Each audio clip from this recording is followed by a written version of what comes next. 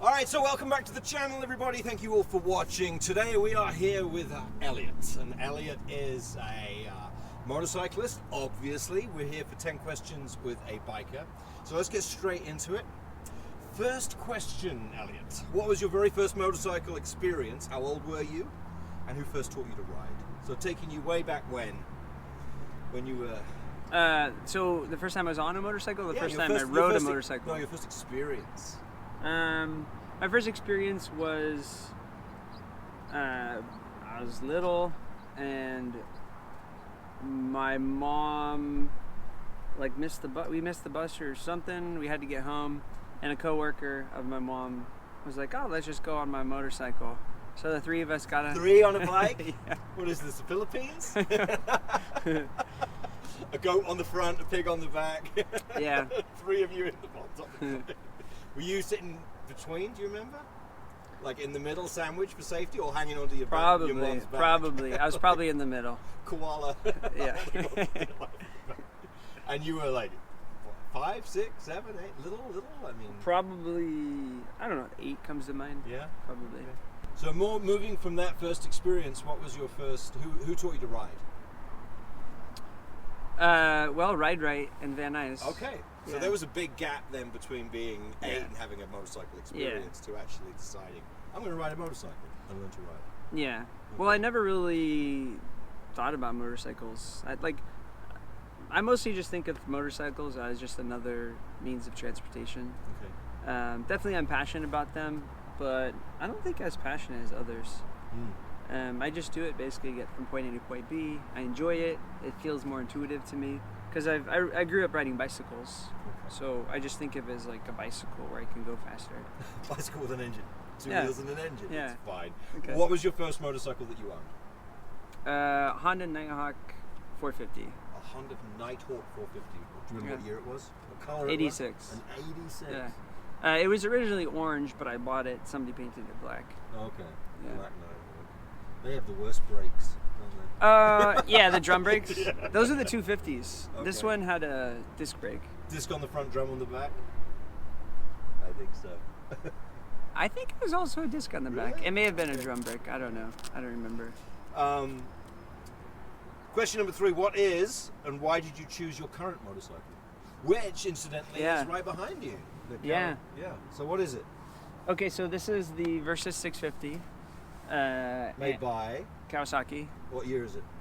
2017. Okay. Yeah. This is the 3rd generation. Nice. Yeah. Why'd you choose it? Well, between the Nighthawk and this one, I had an SV 650, Okay. which was an awesome bike. Suzuki. Yeah, yeah.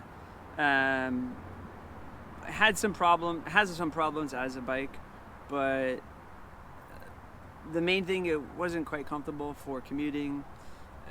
The one that I had didn't have really aftermarket options for hard luggage, stuff like that. Right. So this one here checked most of the boxes. Okay. So for practical purposes, you wanted better cruising, Yeah, more comfortable. hard luggage to store Yeah. stuff in. Just because, like, you know, when I go grocery shopping, it's with this thing, Yeah. and when I go into any place, I got so tired of, you know, having a bag strapped to my bike and Or backpack. having to like eat my breakfast looking out the window, you know, if I'm at McDonald's or Making something. sure nobody's stealing Yeah, stuff. it's just like, God, it's so annoying. Right. Cool. And how's it working out for you? Enjoying it? How long I love it. It's you've great. had it, how long have you had it? Probably a year, probably at this point. And it's been reliable? Yeah, yeah, Nice. dead It's reliable. Kawasaki, right? Yeah. Awesome. So next question, number 4. How often do you ride? For someone who do. Anytime I want to leave the house, Anytime you right. So this is your primary form of transportation. it's my only form of Your only form transportation. of transportation. So you ride every day of the week, pretty much. Yeah, if I'm leaving the house. To and from work and socially, that's Yeah. that's your- yeah. Okay. That's Cool. it. Question 5. If you could take a long road trip on a motorcycle, where would you go and who would you want to take with you? Alive or dead? Celebrity? Doesn't matter. Anybody. Okay. And it can be anywhere. A bucket list road trip. You know, I've traveled more internationally than I have in the U.S. Okay. So That's cool. I think I would like to, although like other countries seem exotic, I think there's still a lot to see in the U.S. Yeah. So I guess Massive continent. I'd like to go over the Rockies. Yeah. And I haven't looked into it too much. I don't even like road trips in a car. So Circumnavigate North America. I guess so. Yeah. And who would you take with you? Larry David. Okay. The comedian. That would be so funny. Yeah. Larry David, the comedian. I think I would love riding it. a motorcycle with you around North America. Yeah. Would you do national parks or cities or? It would be really awkward, to be sure. It'd be Especially hilarious. if you're tent camping along the way. Yeah. I'd have a lot of good stories. Right? That would make a heck of a TV series, actually, Yeah. doing that. It would be kind of funny. Alrighty. If you could only own one motorcycle, what would it be? This is the motorcycle. You can only own one for the rest of your life. It's the magic bike that never dies, never goes wrong, and if it does, there's always parts available. But if you could only own one, you happy with that? Yeah. That would be the bike. Yeah. Yeah, I mean... Any bike. Money I mean, no. are we talking about, like, if it's the apocalypse? Or I'm just saying, with your knowledge of motorcycles and your experience riding, if you could only own one motorcycle, Yeah. like I'm telling you, it could be a BMW GS 1250, brand new one, top of the line, fully loaded, or it could be a Triumph Tiger, or it could be a Kawasaki Versys, or it could be a Harley Bobber. I'm not. It could be a dual sport or a street bike or a cruiser. I don't care what it is. What would tick all the boxes so that you would be happy with that one bike for the rest of your life? There you go. Awesome. No, that's a great answer. I mean, like I did a lot of research. One bike that I really like the looks of is and this is definitely polarizing, the new not the Versys, but the V-Strom 1050. That whole like boxy transformer look. Yeah. I really like that. Cool. But it has like the electronics and some neat stuff. But it's kind of big and heavy. I don't do a lot of touring. Because this is technically a more on the road side of a dual sport, but it is a dual sport. If you added off-road tires to this thing, you certainly have enough clearance. Yeah, and I do want a 17-inch wheel, and the V-Strom has a 19-inch front wheel, so I'm not gonna kid myself. I don't plan on like going off-road really. Fire roads. This is just a commuting bike, right? And I don't want a big honking beast. I want a 17-inch front wheel. And yeah, like I can go off-roading a little bit if I want to. Cool. All right, good. Next question: do you have a favorite motorcycle YouTuber or YouTube channel that you follow? I haven't really watched too many motovlogging videos and stuff lately. I like Arson Rides a lot. Okay. Do you know him? No, I'm not. I have to look him up. He's not very popular. Okay. Well, no, he is popular. He is popular, but he's not very popular. All right. He's hilarious. Okay. Arson Ride. He's kind of crass, but really witty. Okay. Totally underrated. All right. Yeah. Arson Rides. Arson Rides. Yeah. Question 8. What's the scariest thing that's ever happened to you while riding a motorcycle? Well, aside from getting hit by a car, which is probably pretty scary, is that it? I would say that's got to be up there. Yeah. Did your life flash before your eyes? No. No. No. It just you went down. I was just like, I was like, are you kidding me? Right. Kind of a thing. Like That's what happened. Slow-mo.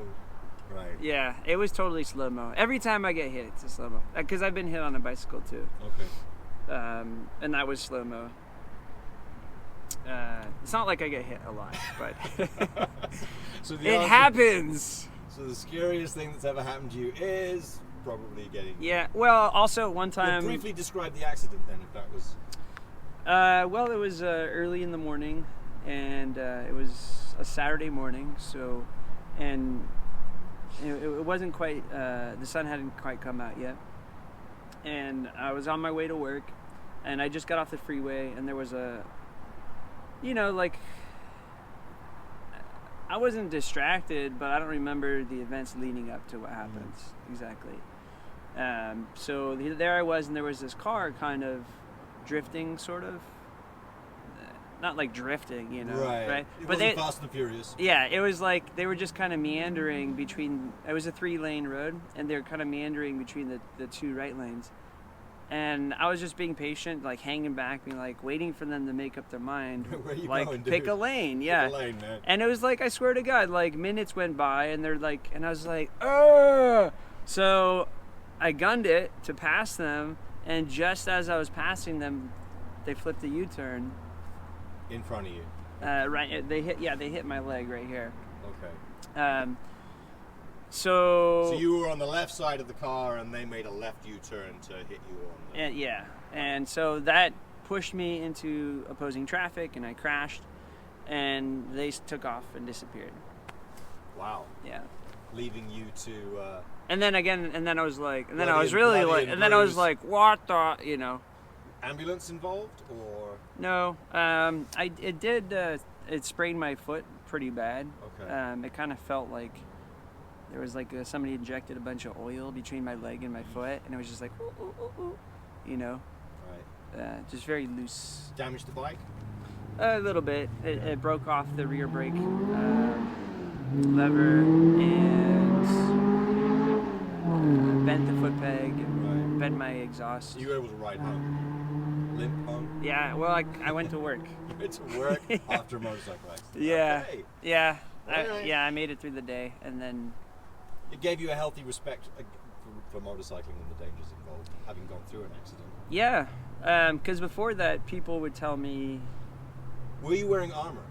oh yeah, I had like the full gear, and I was wearing those joints. I actually have a version of them over there. Okay. The jointed Dainese track boots. Okay, so that probably protected you from breaking your ankle. Probably. Yeah. Yeah. I might be missing a leg right now if it wasn't for Lost a leg, this. Exactly. All Yeah. right, cool.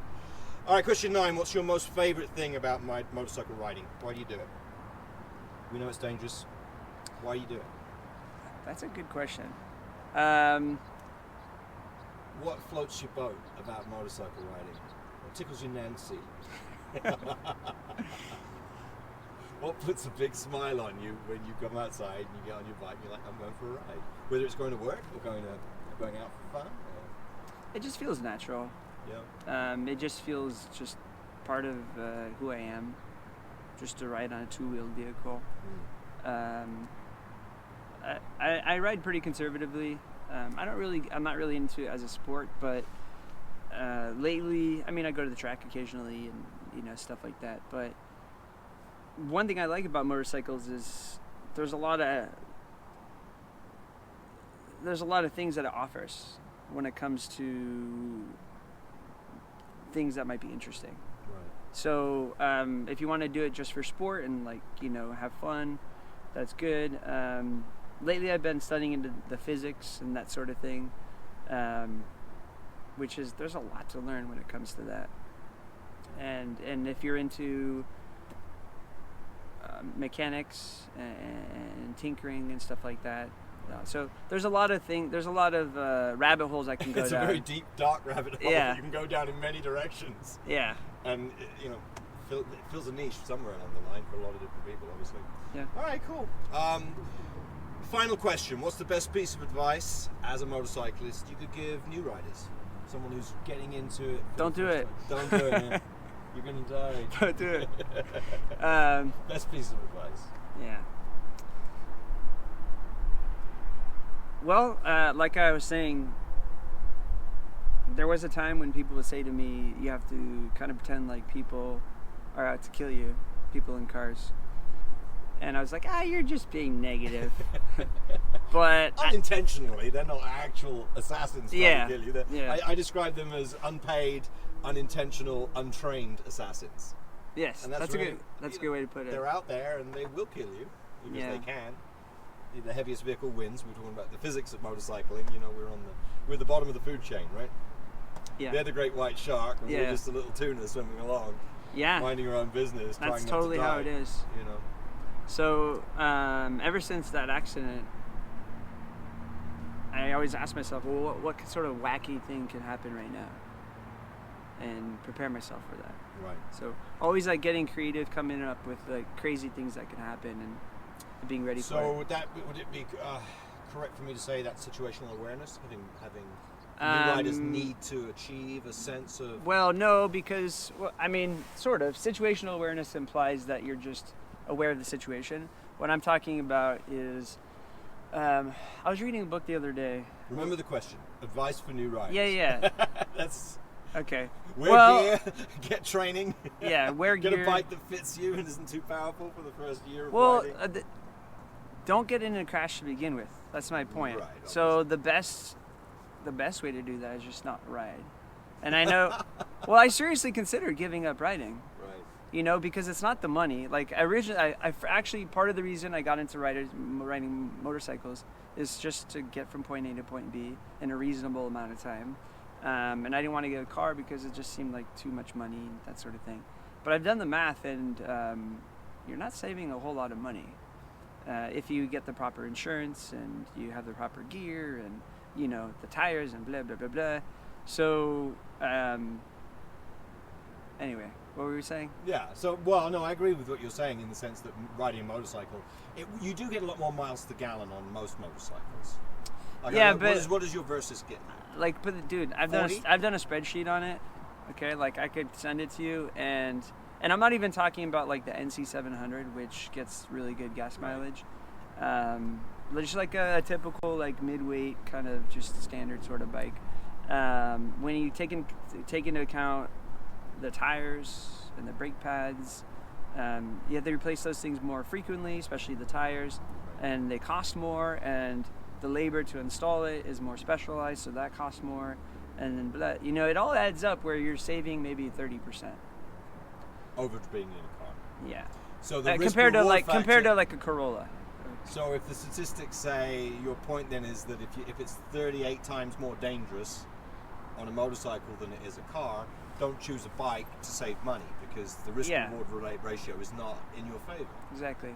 So, but if you've made the decision that you're going to be a rider, you're going to be you want to ride, you're going to get your license or ride without a license, what advice would you give new riders? Always be thinking of possible scenarios as you're riding. Things that might... Don't ride oblivious. Don't ride as though you're invulnerable. Don't ride as though nothing bad's going to happen to you. Yeah. Constantly be aware of that. And not, but also don't just ride. It doesn't come to mind the term that I was reading about, but it's not just being aware of, just be aware of what's going on. Anticipate what you can't be aware of. Right. And having a game plan. Like there's like blind turns. Like if there's a blind turn, I imagine that there's just a wall on the other side. There's and oil, ask myself, there's if sand, there's gravel. There's a wall, and will I be prepared to stop when it presents Brakes, itself? Swerve, yeah. Yeah. So and like just people doing wacky stuff. Yeah, constantly. Yeah, not just be aware of cars there, but be like actually think into the future of what might be possible. Do that constantly. That's my best advice. So avoid crashes to begin with, and then that only comes with practice and training. Really, you've got to get out there on the road to be able to learn that skill set. You have to experience it. You can't. Well, yeah. And that takes time. But I don't think anybody could teach you. You just have to just have initiative, and just have an active mind. All right, cool. Well, that's it. 10 questions for a rider. Thank you so much for being on the channel. Thank you for answering the questions. Stay safe. Cool. Ride safely. Come home alive. Yeah. And thanks again, man.